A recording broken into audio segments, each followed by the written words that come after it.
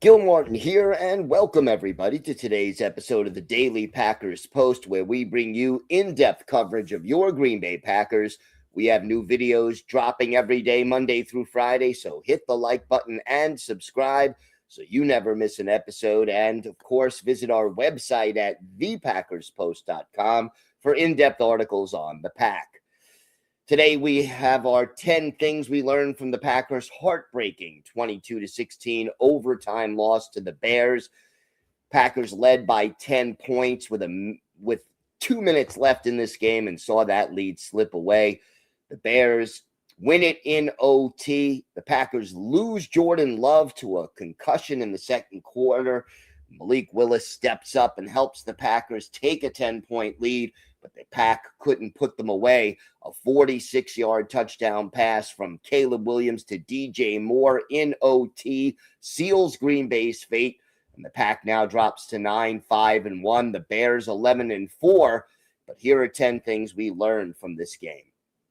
Number one, the Packers lose Jordan Love early, but Malik Willis stepped up and played well. A headshot by Austin Booker of the Bears causes the concussion to Jordan Love. He was correctly penalized on the play. Malik Willis steps in. He throws 9 of 11 passes for 121 yards and a touchdown. Ran the ball 10 times for 44 yards. That gave him a quarterback rating of 142.8. And even Willis was kind of shaken up on the final play of regulation when he was sacked. But he returned for overtime, led the Packers downfield, and then a botched snap cost them the ball deep in Bears territory. The Bears took the ball and scored on that next drive. It was a heroic effort by Willis that fell just short and really should have been enough to win that football game. Number two, the Packers blew an onside kick. The biggest blunder of the game comes with 1:59 left. The Packers put their hands team out. Romeo Doubs had a chance to recover the onside kick, but he couldn't get a grasp on it, and the Bears recover. Now, on average, an onside kick is successful once every 12 tries, but the error by Doubs gave the Bears the ball. They tie it with roughly 30 seconds left. It was memories, a flashback for Packer fans to the 2014 NFC Championship game in Seattle, and it really, really hurt this team's playoff chances. Number three, the defense held up until late in the game. No Micah Parsons, first full game without him, and Jeff Hafley made adjustments. He blitzed more often. He shut down the Bears offense until maybe the final 5 minutes of regulation. Chicago just 2 of 11 on third down. Couldn't sustain drives until the very end. And the defense did what they set out to do for the first 55 minutes of the game, preventing splash plays, keeping the Bears in front of them, and then rallying and making tackles. But late in the game, the Bears came up with some big plays. And with Caleb Williams, again, when he's running a hurry-up offense, he does better when he's improvising than he does from the pocket, and he did just enough to win this game. Number four, the red zone offense hurt the Packers big time again. That's the second straight game that the red zone was a big problem.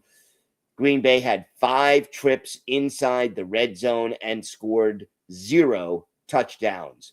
3 field goals, 1 fumble that was lost by Josh Jacobs at the Chicago 3-yard line, and then one time the Packers turn it over on downs. You've got to cash in the red zone against good teams. You can't lose those opportunities and let them go to waste. For the second straight week against an elite opponent, the Packers' red zone failures proved very costly. Number 5, let's face it, until that onside kick mistake, Romeo Doubs had a good game. He actually injured his wrist when trying to recover that onside kick, so we have to check on his status. But Doubs, 5 catches for 84 yards. That led the Packers in both categories. He tied with Christian Watson for 6 targets in this game.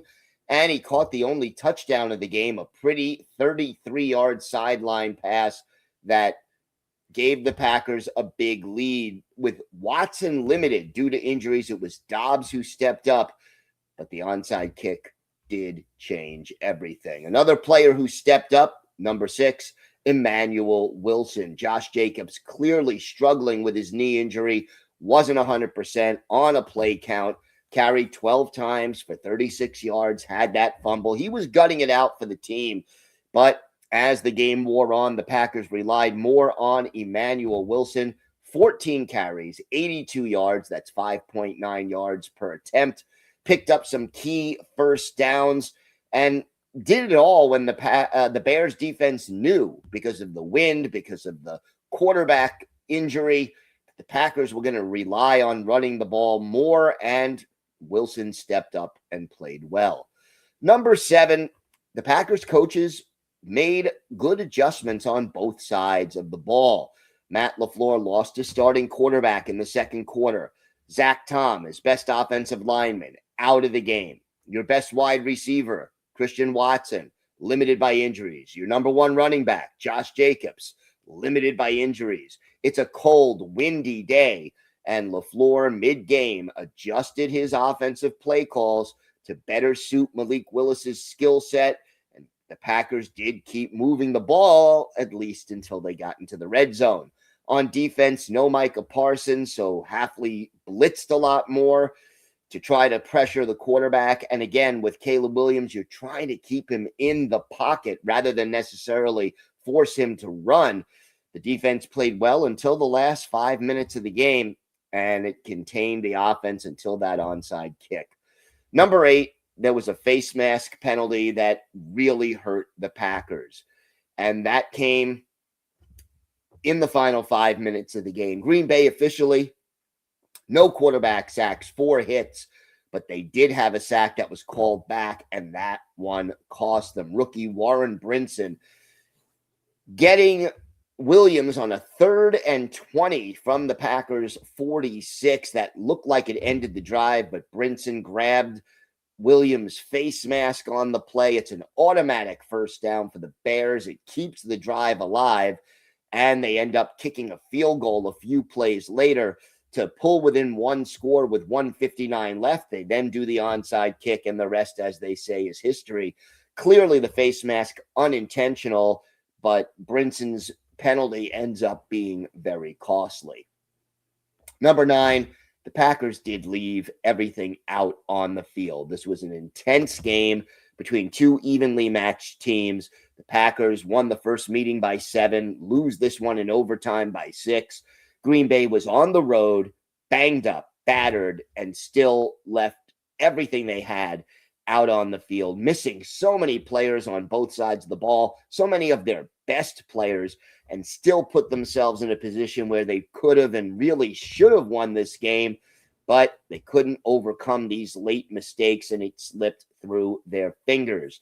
This team has nothing to be ashamed of as far as the effort is concerned, but certainly a lot of reasons to be disappointed. And number 10, the Packers are going to have to bounce back to earn a playoff game. Look, you're a game and a half out in the NFC North with 2 games to go. You're probably not winning the division, but beat the Ravens at Lambeau on Saturday next week, and you got a good chance of clinching a playoff berth, which is the next goal for this team. We still don't know the status of Jordan Love for that game, but the Packers have to find a way to put this disappointing loss behind them and get back on the winning track in their final home game against the Ravens next week. They'll have to recover both emotionally and physically, and it'll certainly be a challenge for Matt LaFleur and this coaching staff to get this team back on track and ready to play. Visit our website at thepackerspost.com for in-depth articles on the Packers. Here on YouTube, hit the like button and subscribe so you never miss an episode of the Daily Packers Post. I'm Gil Martin. Have a great day, everybody. Stay safe, hang in there, and of course, go Pack Go.